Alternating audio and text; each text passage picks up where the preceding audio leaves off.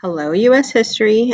We are still in our review section of our class. Our class is supposed to start at 1865, the Civil War, but we have to recap stuff you learned in 8th grade.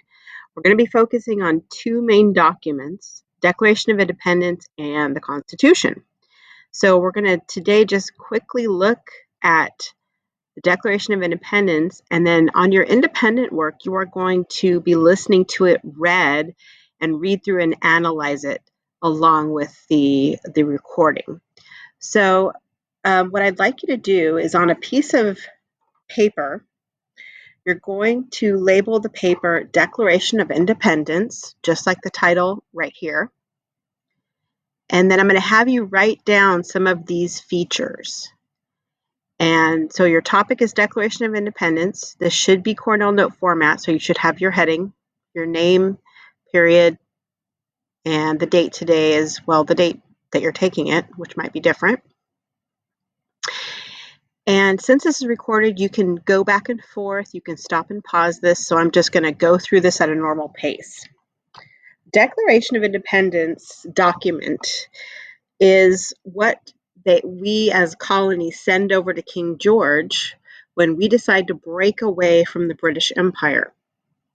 And our first set of notes talked about the Enlightenment and John Locke and Thomas Paine. Well, all of those ideas are going to come up in this document. So part one is the ideals for writing the document. The Declaration sets forth the founders' beliefs about the purposes of government. It explains how government is created, and it's considered to be one of the kind of most beautiful documents in American history, especially because of that opening paragraph, which you're going to hear later on the video. Next one. Okay, the ideals. Now, this part you do not have to write down. It explains why the Continental Congress drew up the Declaration. So you're going to hear this opening paragraph, which is actually pretty famous. It says, when in the course of human events it becomes necessary for one people to dissolve the political bands which have connected them with another, and to assume among the powers of the earth a decent respect to the opinions of mankind, requires that they should declare the causes which impel them to the separation. So that's like a thesis statement. That's like introducing to the world, hey, we want to break away, and we're about to explain all of our reasons why. So if you're in Mr. Miller's English class, for example, he would tell you, have a thesis statement and then support that with evidence.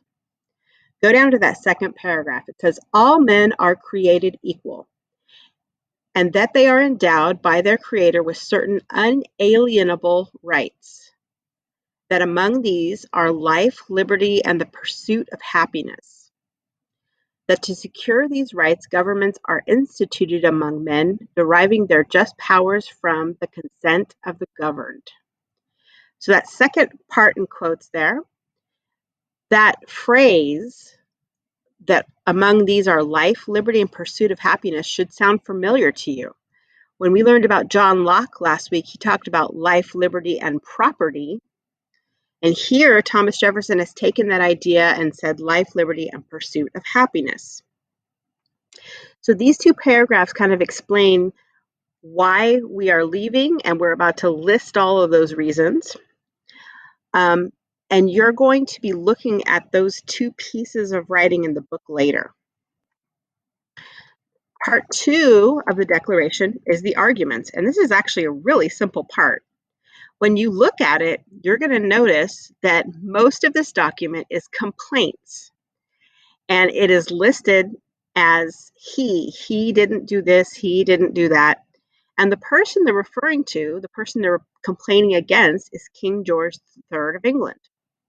So this is Thomas Jefferson saying, we want to be independent from England, and we have a lot of complaints against the king and England, and here they are. So he actually lists them out, and you're going to be surprised because it's sort of like a breakup letter from like a 14-year-old girl to her boyfriend, listing all the reasons why she hates him. But you will notice a lot of familiar things as you go through them. I want you to pay special attention when they talk about taxation. When you were 8th graders, you probably learned about taxation without representation, and that's going to be an important part of this document and our future revolution here. Okay? There's a couple other things. Whenever any form of government becomes destructive of these ends, it is the right of the people to alter or abolish it. Important. Remember those two words, alter and abolish. I want you to be able to explain to me later this week what that means. Okay, I'm going to skip down to that second part where it says in quotes, mankind. Mankind are more disposed to suffer while evils are sufferable than to right themselves by abolishing the forms to which they are accustomed.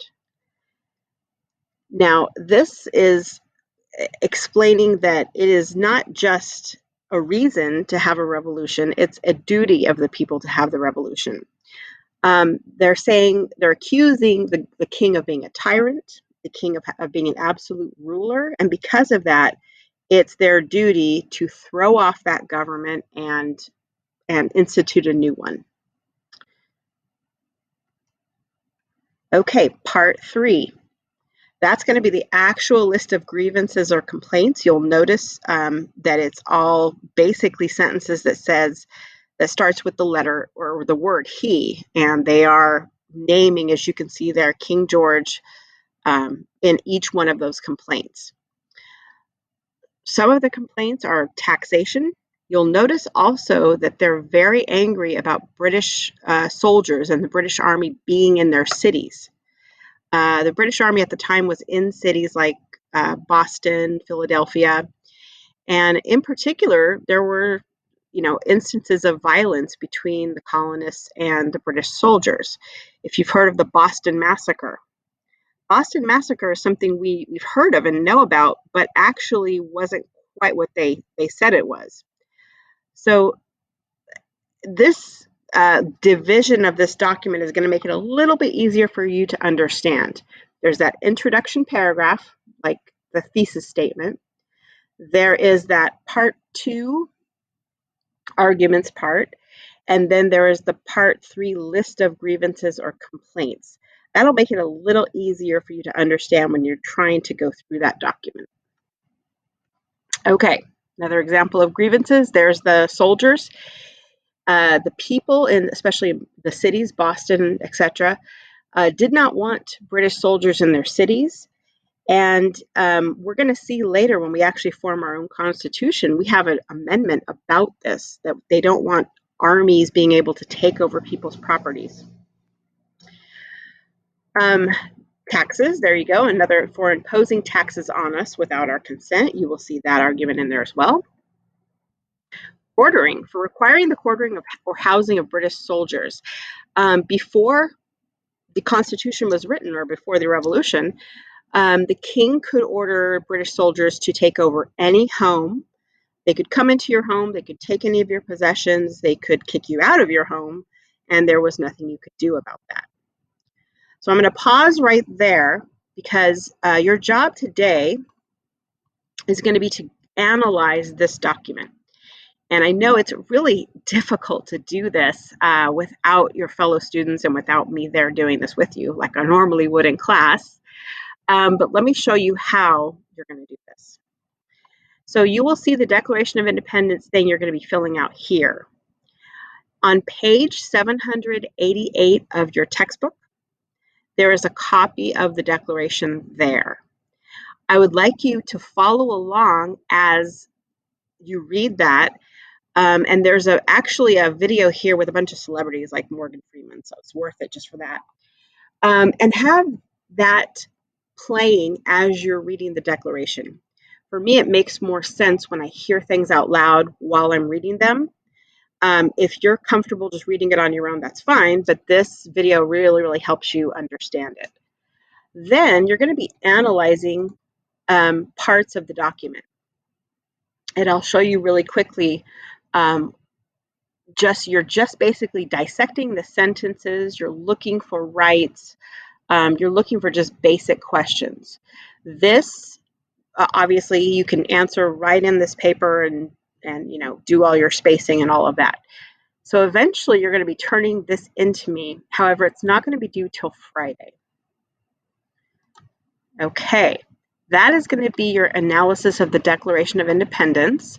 I'm going to go ahead and pause this here,